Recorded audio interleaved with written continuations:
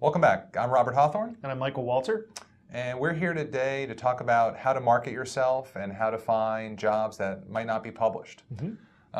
Michael, you've gone through all the want ads, you've gone through all the job boards.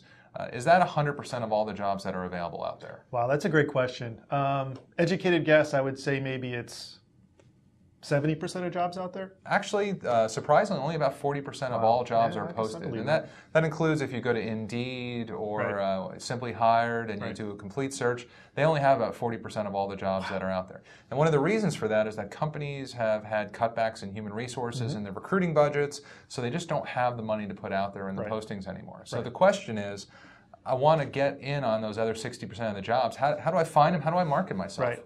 Well, this is a great topic. It's when we talk to a lot of folks about, you're looking for a job or out of work and looking for a job. You can't just passively see what's on Monster or CareerBuilder and send your resume in and hope you get a job. You got to go after, the jobs. And most of the time, as Rob just said, they're not published. So we call it basically how to market yourself. And what that means is positioning yourself and getting yourself in front of hiring authorities at companies you want to work for with where they may not have a job posted. So the idea is that you develop collateral, you identify the companies and the people you want to work with, try to find names and contacts, and then you craft some collateral and get in front of them. So why don't you kind of walk through specifically how you would do it? So I'm a 40-year-old, let's say marketing executive, and I want to get into an online marketing company and handle some marketing tasks for let's say in Southern California. What would I do? Okay, the first thing I would do is work my network.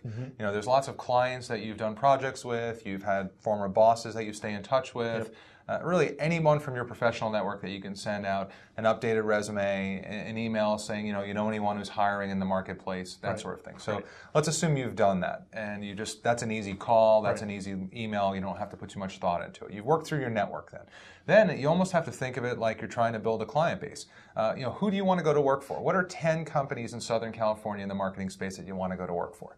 Through the power of the internet, there's information available on almost any one of those 10 companies. If you put in Chief Marketing Officer and ABC Marketing Agency, there's probably a press release with that person's name. It's very easy to kind of formulate what their email address is, and then from there you would structure a really tight 3-paragraph marketing email and send that off. Now, what would be in that marketing email, Michael? What would I put in that?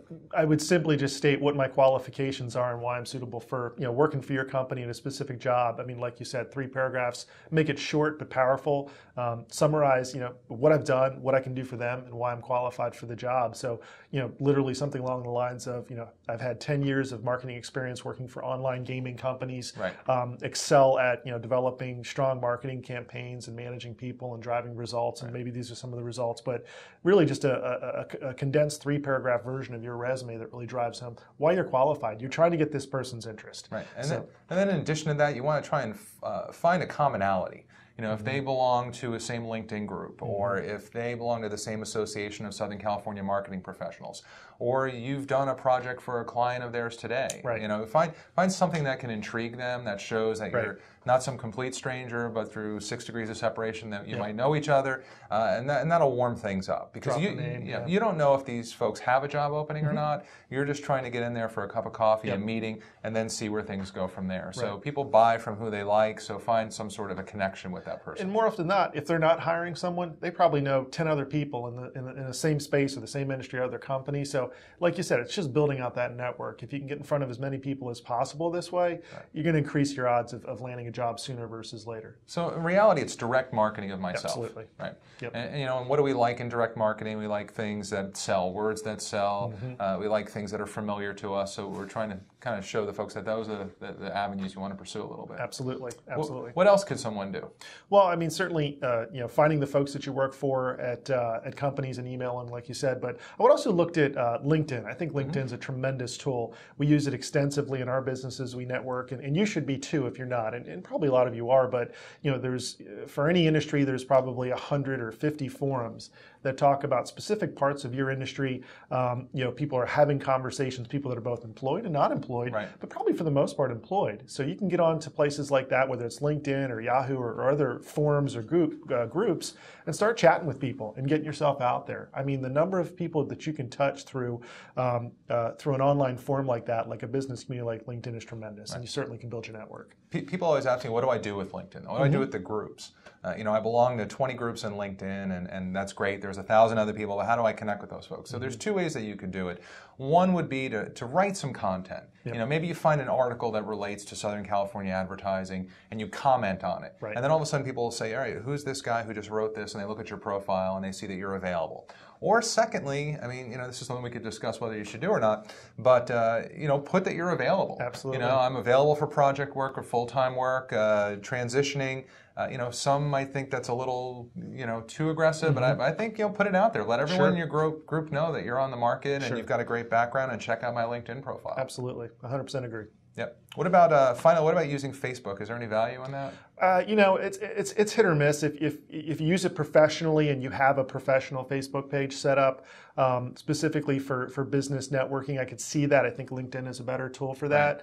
Right. And to that extent, we always advise our clients and the folks that we're coaching as far as candidates go to really have a clean Facebook page. No pictures of your tailgating weekend back at alumni weekend. But potentially, it's probably a better way to find people than it is to use it for networking. But it could be. I think I'm on the fence there, 50-50, based on maybe how you use it. Right. And an uplifting word is that these managers who are doing their own hiring. A lot of times it's been removed from HR because of budgets, as we said.